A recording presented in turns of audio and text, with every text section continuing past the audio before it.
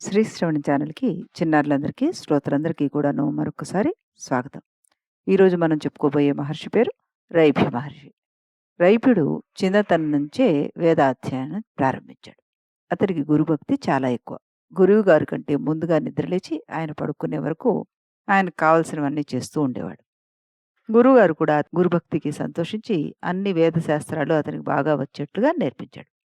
మొత్తం అన్నీ నేర్చుకున్నాక గురువుగారి ఆజ్ఞ తీసుకొని బృహస్పతి దగ్గరికి వెళ్ళాడు. రైభ్యుడు తనకి సందేహాలు కలిగినప్పుడు బృహస్పతిని అడిగి తెలుసుకునేవాడు.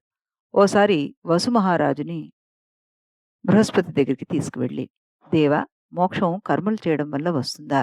జ్ఞానాన్ని సంపాదించడం వల్ల వస్తుందా అని అడిగాడు.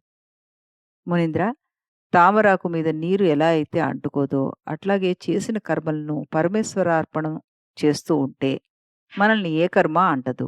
దీనికి ఒక కథ చెప్తాను విను అన్నాడు బృహస్పతి.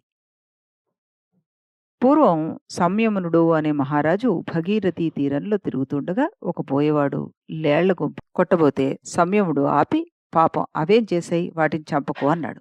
బోయవాడు, చంపడానికి మానడానికి నేనెవర్ని, అంతా ఈశ్వర ఇచ్ఛ అన్నాడు.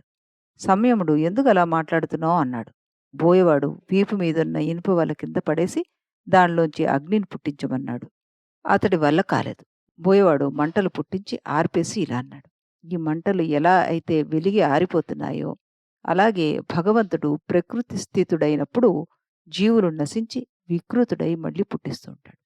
ఇంకా శరీర ధర్మాలకొస్తే ఎవరికి ఏది ఇష్టమో అది చేసి పరమాత్మకి అర్పించాలి. అంటే మనం ఏదైనా తింటున్నా, తాగుతున్నా, ఎవరికైనా ఏమైనా ఇస్తున్నా, ఏ పని చేస్తున్నా పరమేశ్వర అర్పణం అంటే అది భగవంతుడికే చెందుతుందని దేవతలు చెప్పగా విన్నాను అంటూ బోయవాడు చెప్పాట. బోయవాడి మీద దేవతలు పుష్పవర్షం కురిపించారు. తరువాత దేవతలు విమానంలో బోయవాడిని సంయముడు చూస్తూ ఉండగానే తీసుకుని వెళ్ళిపోయారు. బృహస్పతి చెప్పిందంతా విని రైభ్య వసువులు ఆనందంగా వెళ్ళిపోయారు. కొంతకాలం తర్వాత రైభ్యుడు పెళ్లి చేసుకున్నాడు. అతడికి ఆర్వ వసువు, పరావసువు అనే ఇద్దరు కొడుకులు పుట్టారు. పిల్లలిద్దరికీ వేద విద్యలు నేర్పించి వాళ్లతో పాటు రైభ్యుడు చదువుతూ ఉంటే మిగిలిన మహర్షులు ఆనందంగా చూసి ఆశీర్వదించి వెళ్ళిపోతూ ఉండేవాడు. రైభ్య మహర్షి కొడుకులు ఆర్వావసువు, పరావసువుల్ని చూసిన భరద్వాజుడు కొడుకు అవక్రీతుడు అసూయపడేవాడు. రైభ్యుడు, భరద్వాజుడు మాత్రం అన్నదమ్ముల్లాగా కలిసిమెలిసి ఉంటూ తపస్సు చేసుకుంటూ ఉండేవారు. అన్ని వేదాలు రావాలని అవక్రీతుడు ఇంద్రుడు గురించి తపస్సు చేశాడు. వేదాలు గురువు దగ్గర నేర్చుకోవాలి కానీ తపస్సు ద్వారా కాదన్నాడు ఇంద్రుడు. అవక్రీతుడు వినకపోతే ఇంద్రుడు, సరే తీసుకో, వరమైతే ఇస్తున్నాను గాని అలా వచ్చిన వేదాలు నీకు ఎంతవరకు ఉపయోగపడతాయో నేను చెప్పలేను అన్నాడు. అవక్రీతుడికి వేదాలు నేర్చుకున్నానన్న గర్వం పెరిగిపోయింది. బృహస్పతి గర్వం మంచిది కాదని ఎంత చెప్పినా వినలేదు అతడు. ఒకరోజు రైభ్యుడు కోడల్ని అవమానించాడు ఈ అవక్రీతుడు. రైభ్యుడు ఒక రాక్షసుణ్ణి పుట్టించి ఈ అవక్రీతుణ్ణి చంపించాడు. భరద్వాజుడు కొడుకుకి జరిగింది న్యాయమే అని దహనక్రియ జరిపించి పుత్రశోకం భరించలేక శరీర త్యాగం చేశాడు. ఒకనాడు రైభ్యుడి కొడుకు రాత్రి ఇంటికి వస్తుండగా ఒక మృగం మీద పడింది. దాన్ని కొట్టడానికి కర్ర విసిరితే అది అక్కడే నిద్రపోతున్న తండ్రి రైభ్యుడికి తగిలి మరణించాడు. రైభ్యుడి కొడుకు ఆర్వావసు తపస్సు చేయడం ప్రారంభించాడు. అతని తపస్సుకి మెచ్చుకున్న దేవతలు వరాలు కోరుకోమన్నారు. రైభ్య భరద్వాజ అవక్రీతులను బతికించమని అడిగాడు ఆర్వావసు. అప్పటినుండి అవక్రీతుడి గర్వం వదిలి అందరితో కలిసిమెలిసి ఉంటున్నాడు. రైభ్యుడు తీర్థయాత్రలు చేస్తూ అనంతసాయిని, రంగధామాన్ని, కాంచి వరదరాజుని, వెంకటేశ్వర స్వామిని, అహోబలేంద్ర సింహాచల నాయకుణ్ణి, శ్రీకూర్మపతిని, పురుషోత్తముణ్ణి అందర్నీ దర్శించి ప్రయాగ వెళ్ళి గయలో పితృదేవతలకి పిండ ప్రదానం చేసి ఒకచోట తపస్సు చేసుకుంటూ ఉండిపోయాడు. అలా తపస్సు చేస్తూ ఉండగా సనత్కుమారుడు రైభ్యుడి దగ్గరికి వచ్చి అతని తపోదీక్షను పొగిడాడు. రైభ్య మహర్షి తపస్సుకు మెచ్చిన విష్ణుమూర్తి ప్రత్యక్షమై ఏం కావాలని అడిగాడు. సనకాదులుండే చోటుకి నన్ను కూడా పంపించమని, మోక్ష సామ్రాజ్యాన్ని ప్రసాదించమని కోరి దాన్ని పొందాడు రైభ్యుడు. విద్య గురువు ద్వారా నేర్చుకోవాలి. ఏ పని చేసినా భగవంతుడికి అర్పణ చేస్తూ ఉంటే కర్మఫలాన్ని అంటదు. రైభ్య మహర్షి కథ ద్వారా మనం తెలుసుకున్న విషయాలవి. మళ్ళీ మనం ఇంకో కథను కూడా ఈరోజు చెప్పుకుందాం.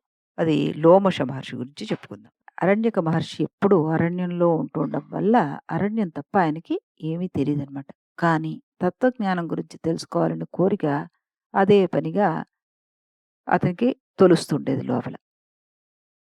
ఒక్కడు కూడా జ్ఞానాన్ని ఉపదేశించేవాడు కనబడలేదు. ఓ రోజు ఓ మహర్షి కనబడ్డాడు. ఆయన దగ్గరికి వెళ్ళి, "స్వామి నీ పేరేమిటి? మీరెక్కడి నుంచి వస్తున్నారు?" అంటూ అడిగాడు. ఆ మహర్షి, "వత్స, నేను దేవలోకం నుంచి వస్తున్నాను. నన్ను లోమశుడంటారు" అన్నాడు. అరణ్యక మహర్షి ఆయనకి సాష్టాంగ నమస్కారం చేసి, "మహాత్మా, సంసార సాగరం నుంచి తరించే ఉపాయం చెప్పండి" అన్నారు. లోమశ మహర్షి, "వత్స, మార్గాలైతే చాలా ఉన్నాయి కానీ రామ మంత్రం కంటే సంసారం నుంచి దాటించే మంత్రం మరొకటి లేదు. ఇది వేదశాస్త్రం యొక్క పరమ రహస్యం. ఇంతకంటే వేరే మంత్రాలు, వ్రతాలు, క్రతువులు, యోగాలు, యాగాలు, దానాలు, మౌనాలు ఏమీ లేవు" అంటూ చెప్పాడు. రామస్మరణ వల్ల చండాలుడైనా కూడాను వేదశాస్త్రాలు చదివిన బ్రాహ్మణుడిలాగానే ముక్తి పొందగలడు అంటూ చెప్పాట. "నువ్వు నన్ను వినయ విధేయతలతోటి అడిగావు గనుక చెప్తున్నాను. నువ్వు మాత్రం ఈ రహస్యాన్ని నాస్తికులకి, శ్రద్ధాహీనులకి, భక్తహీనులకి, కామ క్రోధాది దూషితులకి, శాంతం లేని వాళ్ళకి, అహంకారం ఉన్న వాళ్ళకి చెప్పొద్దు" అని చెప్పాట. అయితే అరణ్యక మహర్షి అప్పుడు అడిగట, "అయ్యా, నేను రామచంద్రమూర్తిని ఎప్పుడూ చూడలేదు కదా! మరి నాకు రాముడిని ధ్యానం చేసుకునే పద్ధతి గురించి చెప్పు" అన్నట్ట. అప్పుడు రాముడి యొక్క వర్ణన చేశాడు ఈ లోమశ మహర్షి.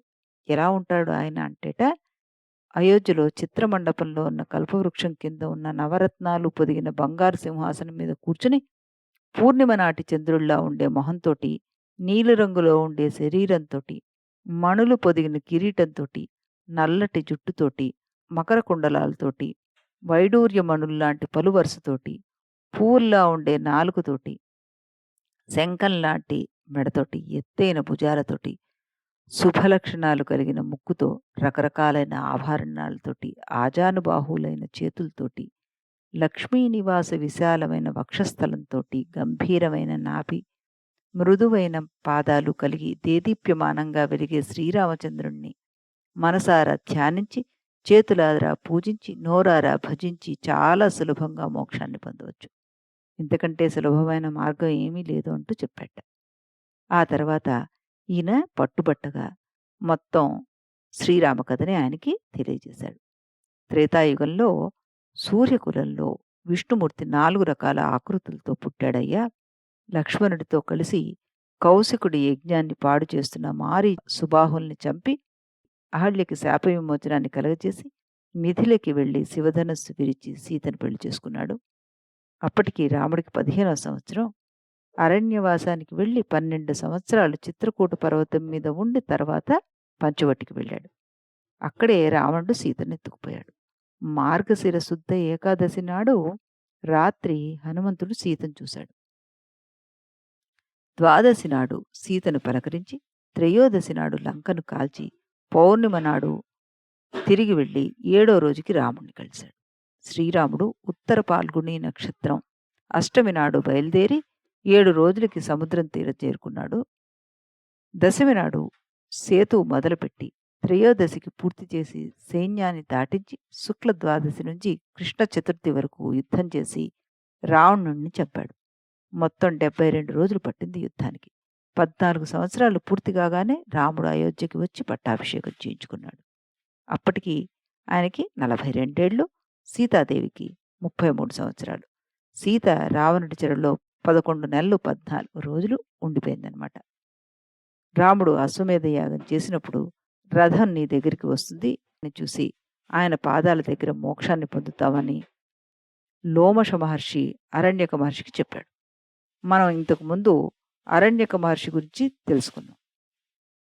అందులో మనకి ఈ శ్రీరాముడి దగ్గర ఆయన ఏ విధంగా ప్రాణం విడిచాడు అన్న సంగతి కూడాను తెలుసుకున్నాం.